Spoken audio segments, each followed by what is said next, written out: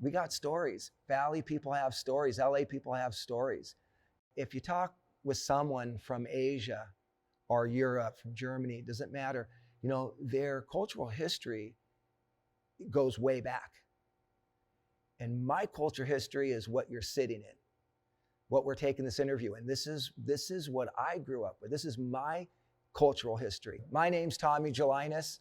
I'm the curator and founder of the Valley Relics Museum, located at the Van Nuys Airport in the beautiful San Fernando Valley.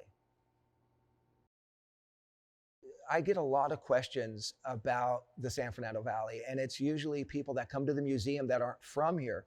In one hand, people know all about the Valley through movies, a lot of the pop culture movies. And then some people think you need to be from the Valley to appreciate what's here in the museum. And I have to explain to people that our history has a global outreach. It's Americana. And so when you come here, you get to see a lot of the items that were in movies, to the manufacturing of aerospace and the car industry and the movie industry.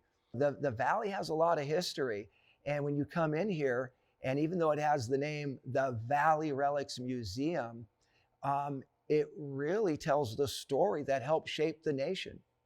I wouldn't change growing up in the Valley for anything.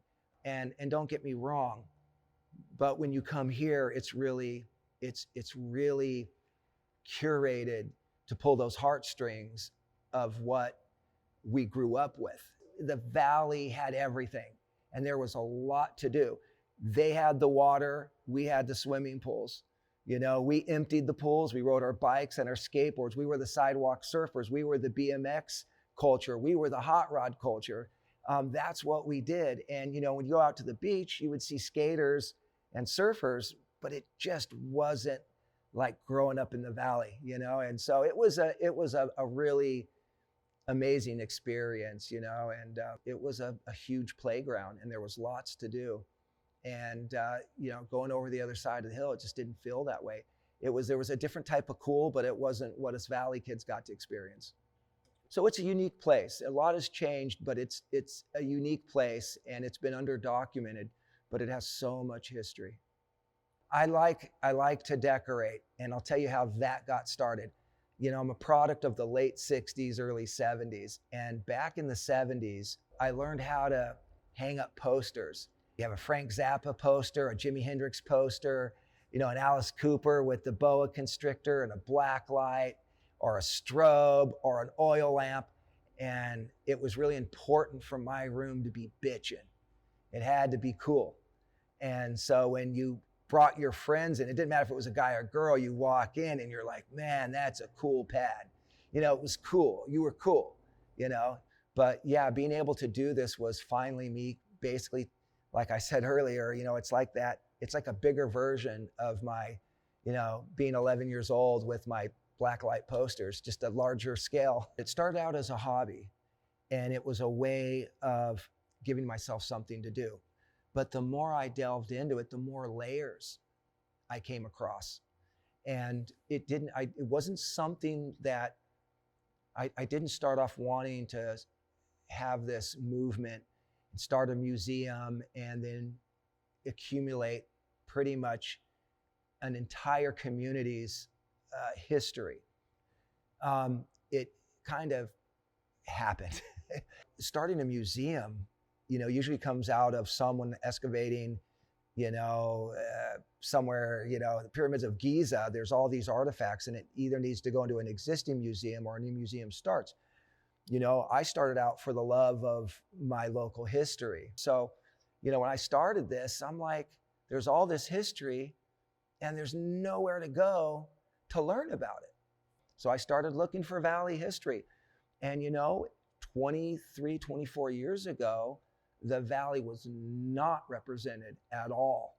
I had to really search for history books and things online, but I'd have to research LA history, and then they would talk about something to do with the Valley. It would lead me on to a name, and then I would research that name. So I was able to crack codes to figure out where the little bits of Valley history was. Yeah, one of the first things I collected was, which is interesting, because I used to think, collecting stamps and coins was kind of for old people, right? Especially postcards. And that postcard might be the only remaining piece that has an address, a photo, and a timestamp. And how valuable is that? Restaurants made ashtrays. People stole ashtrays. The restaurant knows that people are stealing their ashtrays. It was a calling card. You steal the ashtray, Mike's Pizza, you stick it on the table. You go over to Aunt Betty's house. She's smoking a cigarette. Mom and Dad go, hey, what are we getting for lunch? She looks down, let's do Mike's Pizza. You got the number? Yeah, it's right here. So, ashtrays were like a calling card. So I started collecting ashtrays, which I thought I would never do. And it was easy to put that in a shoebox and stick it under my bed. I would pull it out, take a photo, and put it on my online, blog. I started a blog. It was the Valley Relics Online Museum and Vault. And then there was a journal called Live Journal, and where you could just go on and you could just talk. And then, of course, when MySpace came along, I jumped onto MySpace. I was like the only person celebrating LA history, let alone Valley history, at a social media level. And the more that I rescued and put stuff online, people started to encourage, like, are you going to save the sign? I might have an ashtray. My dad worked at Lockheed. And people were coming to my day-to-day business. And now my t-shirt business in North Hollywood, every room started filling up with documents, photos, photo albums, signs. I mean, significant history. The community is a huge part of the Valley Relics Museum. I've, called the community, the relic hunters, the history watchdogs.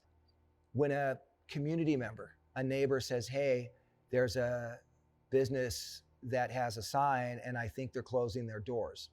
So for us, when it's local history and there's meaning to that location, mid-century, it was put in by a famous architect. It was a huge part of the Valley history. He has it, I want it. There's a value to it. Now I'm fighting for it to try and rescue it so it makes it to the museum so we can enjoy it. And people can walk in and go, man, I spent so much money there. That's a big part of my childhood, right? And once I put something out, it starts to grow. So it's interesting though, like specific items, like once I got, Nudie's, Nudie, the famous rodeo tailor's car here, people started saying, I have outfits and I have belt buckles and I have stuff. If it wasn't for the community notifying me, reaching out and letting me know, I mean, I could tell you some of my favorite pieces, which is pretty much everything, but some of my favorite pieces wouldn't be here if it wasn't for someone saying, you need to get down there right now. That stuff happens all the time. A guy told me once, which I thought was really great. He goes, Tommy, I have a mini relics museum at my house. And for years, I considered myself a collector.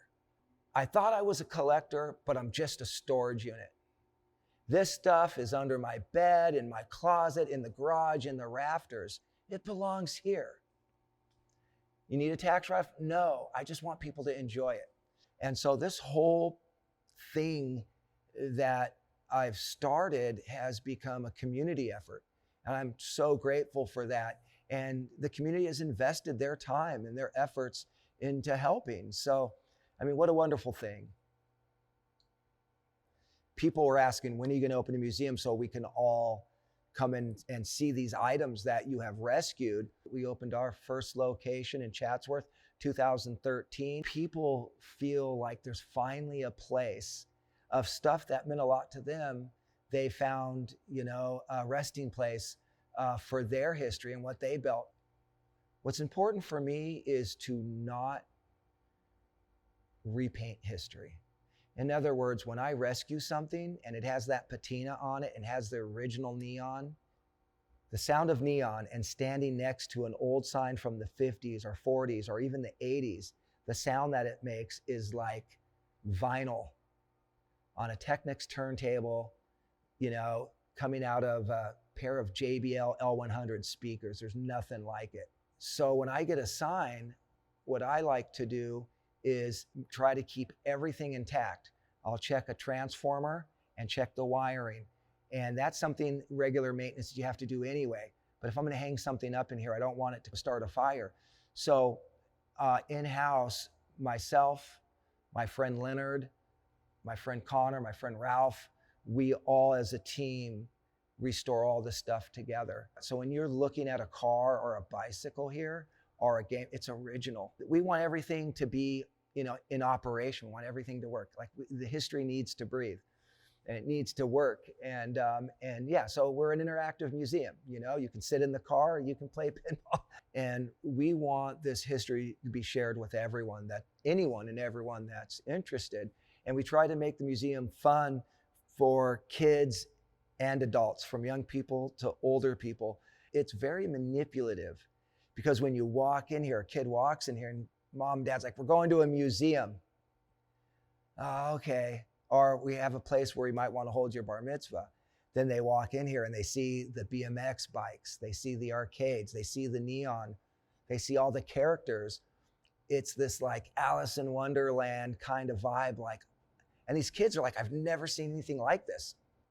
We have become the #1 event space for bar mitzvahs and private parties, birthday parties. Where else to celebrate? If you grew up in the LA area, the San Fernando Valley, what a better place to celebrate your history than the Valley Relics Museum? So we, every single week, 3 days out of the week, we're booked with bar mitzvahs and private birthday parties and celebrations. And the reason why is there's something for everybody. Like I said, you walk around here and it's kind of overwhelming, but everything in here has a story and it's connected to our history and our cultural heritage.